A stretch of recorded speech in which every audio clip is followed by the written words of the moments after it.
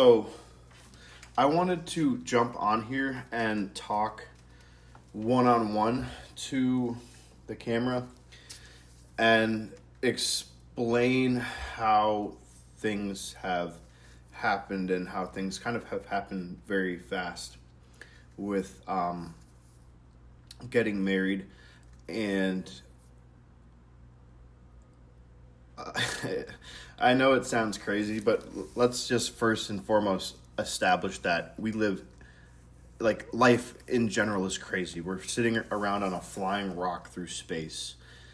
And, you know, I am crazy, but that's my wife's crazy to deal with, and she's also crazy. So we'll be just fine.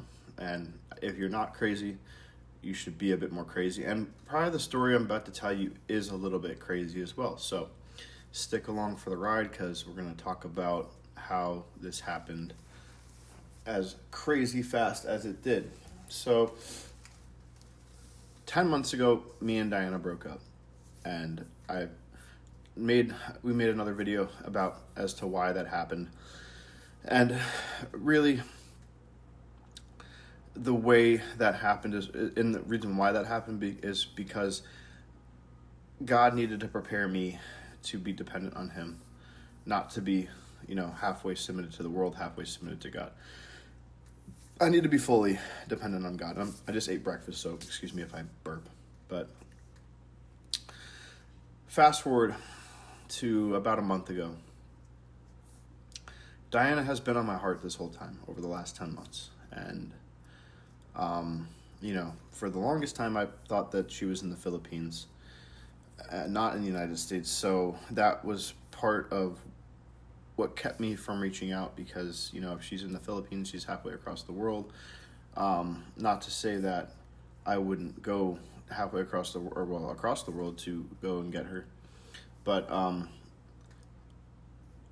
I had very little information on her over the last 10 months. And the reason for that is because she doesn't have social media, she does, but she blocked me on a majority of social media platforms. But she's not also as active as me on social media. And so I did know that she did have one form of social media, which was a messaging app that she would use to talk to people back home in the Philippines. So I knew that she had a profile on there, and about a month ago, there had been times over the last 10 months that I had peeped her profile on the messaging app just to kind of get a glimpse of what I was missing in my heart, and just to kind of do that, which I'm sure that everybody has done. You check in and stalk your ex like a crazy person. And, but a majority of the time I didn't want to do that because, one, I wanted to be able to set, her free and to, try to move on and release the, give up, the love to where, I'm not someone who would want to, she can only ever love me, and if she doesn't love me, screw her. Some people are very resentful in terms of their exes and stuff like that, and there's kind of a culture of rub it in your ex's face or flex on your ex and that type of stuff. I've never done that. I don't know, that's just toxic, first of all. And I've never spoken about Diana in any negative regard post-relationship. And she's always been on my heart, and I've always regarded her highly. And so, I did know that she had this social media profile. Very minimal. It's a profile picture, and you can message through there, right? And, there was some times that I would just periodically check.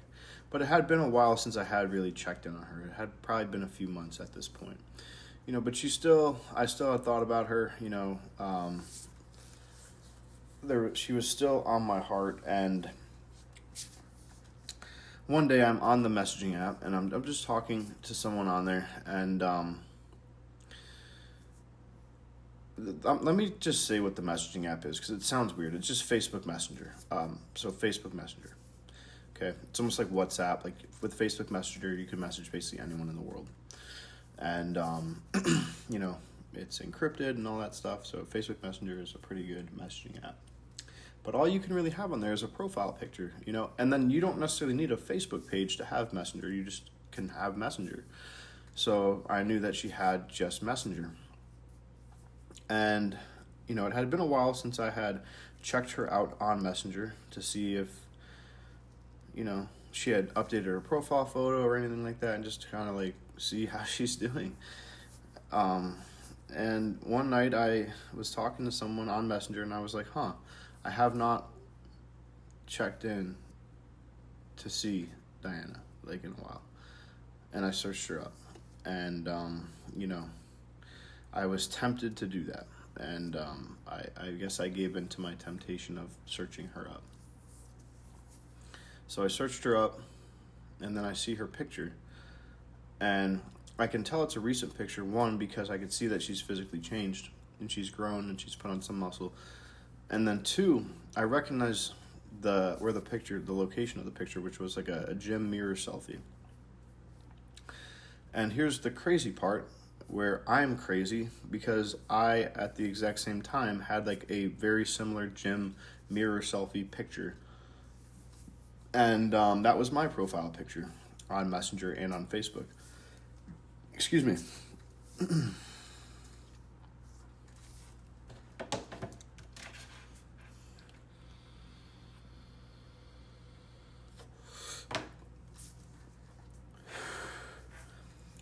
And now, what I had believed was that maybe she was copycatting me, or like, you know, mirroring me. And the reason for that is not because, like everybody takes a selfie like this. Like, if I were to have thought that, then every person that has a selfie of a mirror photo at the gym then is copying and mirroring me. I'm not that self-centered.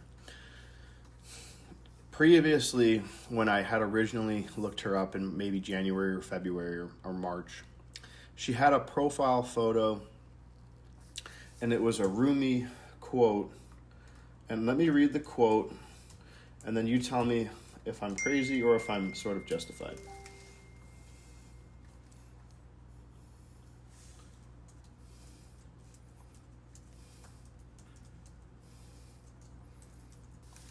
So originally she had this photo as her profile photo, which is, "Your body is away from me, but there is a window open from my heart to yours. From this window, like the moon, I keep sending news secretly." Okay, so that was her profile photo, and I interpreted that as she likes the quote, right? And you know, she would write poems and things like that for me, and you know, she would write to me a lot. And so I kind of attributed that as maybe she is kind of sending me that message through her Messenger profile, which is not really the case. She just likes, you know, Rumi quotes. But let's fast forward here. So then, in my mind, I think that maybe this mirror selfie is her mirroring what I'm doing, because I have the same selfie on my Facebook Messenger. And that was about 11 o'clock at night that I looked her up, and I was like, damn, like, kind of hit me in the chest, you know, and I wanted to reach out to her right then and there and just say, like, you know, like, hey, like, you know, I don't know what I would have said, but I decided not to, because I did not want to act on impulse, and I didn't want to, one, be selfish. And you know, we've been apart for 10 months and we haven't spoken, and you know, we had gone our separate ways, and you know, like, it's been 10 months, so it's like, you know, it takes time to move on from somebody, but you know, 10 months is a lot of time, and it's over 300 days. So I wake up I go to sleep, you know, and I say, let me sleep on this before I make an irrational decision and just message her out of just, you know, selfishness or temptation. So I go to sleep that night, and I wake up in the morning. I do have a dream about her in my dream. And I wake up, though, and I feel better. I feel like, okay, not as, like, impulsive and irrational, and I go about my day. And I go train a few clients that morning, and then I decided that, okay, maybe if she is mirroring me on Facebook, let me test the waters with that. And I'm not going to send her a message and ask her if she's just mirroring me on Facebook. Like that would be crazy. So I did the less crazy thing, which would be changing my profile picture. So I changed my Facebook profile picture around 10 or 11, 12, 10 or 11 a.m. or 12 p.m. that day. And I said, if she changes her profile picture by Monday, and this was on a Friday, that then I would take that as possibly a sign that she is, keeping up with me in a way, and checking in on me, and that I can, have a little bit of confidence knowing that if I message her, she would reciprocate, and still, if she still had feelings for me. So I changed my profile picture, and I say, all right, I'll wait till Monday, and if she has changed it by Monday, then I'll message her.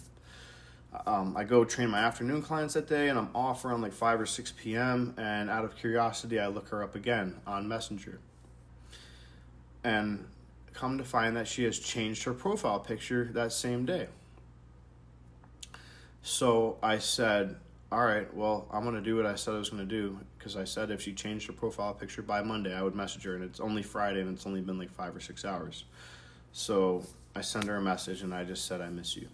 And 6, 7, 8, 9 days went by, and I know that the message got delivered, but I saw that she never opened it. So part of me was like, maybe I should just unsend the message. So I tried to unsend the message. That didn't work. And so what I did was, well, let me get it out of sight, out of mind, because every time I open Messenger, I'm seeing this message that hasn't been opened. I delete it, and, I'm like, all right, well, I got my answer, and no answer is an answer. So I guess I can continue my process and continue moving on. And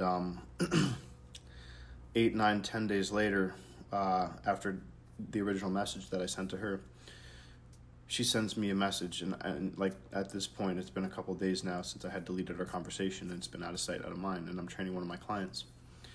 I get a notification, I look at my phone, and it's her, and she says, why? Because I said that I miss you, and she said, why? So, my next thought was, okay, well, why do I miss you, or why am I messaging you? And so I answered both those questions, and I said, why I'm messaging you, it may be for selfish reasons. And why do I miss you? And it's because you've been on my heart, and, you're not going anywhere. And, I'd like to talk to you if you'd be open to it. And if so, let me know. But, there's no pressure, I know it's been a long time. And so then we decided that we would talk on the phone that night, and we talked on the phone. And, we caught up, and, we talked, and we talked about why we broke up, and, those types of things, and why, what has kind of happened over the last 10 months. But it was kind of more vague about what's kind of happened over the last 10 months. Because, one, I'm not trying to pry into her life, and, my life over the last 10 months has been my life and my process over the last 10 months. So, I wasn't trying to just share everything or overshare, or, it felt just good just to talk to her again and to connect. And we didn't just talk about serious things. We had some fun too, talking on the phone. And then we spoke the next day, and I think the next day, and I told her that I wanted to come see her, but she was being like very vague about where she lived. She said, you don't even know where I live, so I don't know why you think you're going to come see me, or I'm going to come see you. Like, that's not going to happen. And then she, I said, okay, like, then that's fine. I'm not going to pressure you to try to see me. I understand, like, why, you don't, because I don't want to go through that again, and I know you don't want to go through that again. And, but then the next day she does message me, and she says, I want to have a conversation with you, but I want it to be in person. So then I'm like, okay, well then I'm gonna need to come see you. So I will fly up there. So I booked a flight, and I booked a flight to where she was at 2 weeks before I left. And we began talking about like what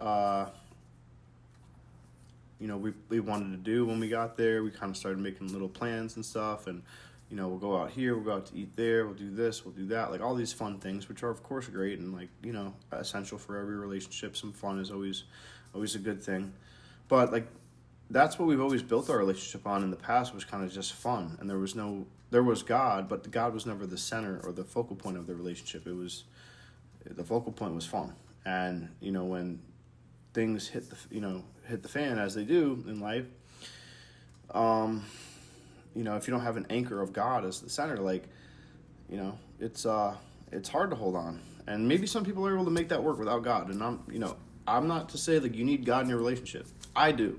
I'm crazy. Like I can't handle life just raw dogging it without God. And if you can, my hat's off to you. Let's actually take this hat off. All right. So I start to think like, we're going to get there, we're going to do all this.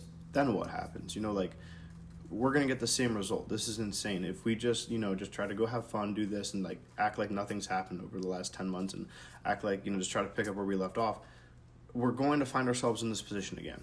And so I knew that. If I had my foot halfway into this relationship, I'm going to be halfway out the door as well. And I don't want to do that. I want to commit to her fully. And I want to commit to God. I want to commit to God fully to allow me to be able to commit to her. And if we're going to do anything together, I want to do it God's way. I don't want to do it Matt's way. I don't want to do it Diana's way. I want to do it God's way. And so I start kind of like toying with the idea of like, what if, we were married? Because if we're married, then we're actually doing this God's way. And I started learning about like what it is to be a married man, what it is to be a husband, what it means to love your woman. It's not just like, flowers and dates and this and that. Like love is built on going through the hard stuff. It's being present. It's sacrifice. It's not just like romance and that stuff. It's sticking by someone's side. It's self-sacrifice. It's service. It's laying down your life for your woman. And there's no halfway in or halfway out with that. And I didn't want that anyways, because I've done the halfway in, halfway out stuff, and I've done like the empty shell stuff, or like the stuff that's just like a quick fix. And that stuff fucking eats at my soul. It's not just like not fulfilling, but it eats at me, and it weakens me, and it makes me feel like not who I'm supposed to be. It's like an identity thing.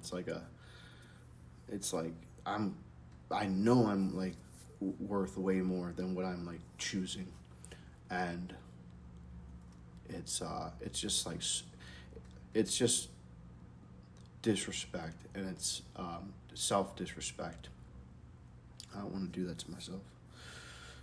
And so I asked her, like, okay, well, where do you live? What state do you live in? Like, out of curiosity. And the reason why I asked that was because based on which state she was in, the marriage laws are different in each state. And,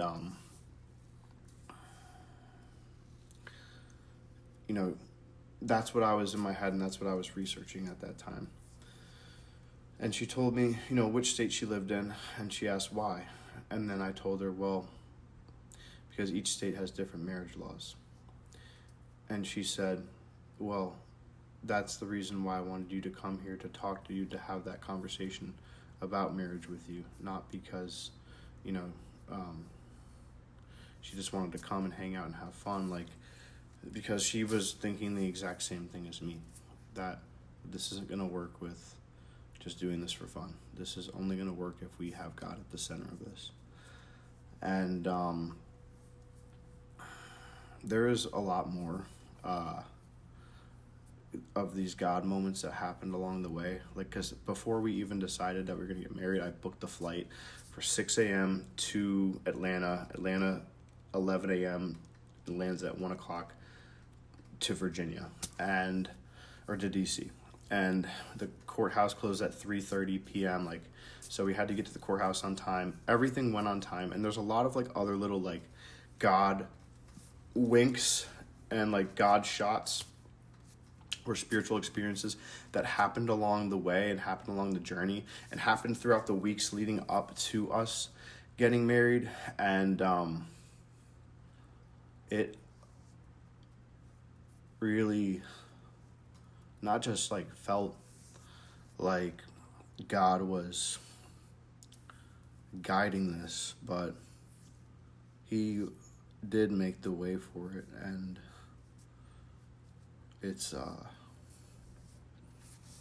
it's really incredible, and it's fucking crazy. And I want to continue to see more of that, because that's what makes life so worth it, is seeing these God moments. But seeing them alone is one thing, but seeing them with somebody who is on the exact same page as you is so much more powerful, because you don't seem so crazy.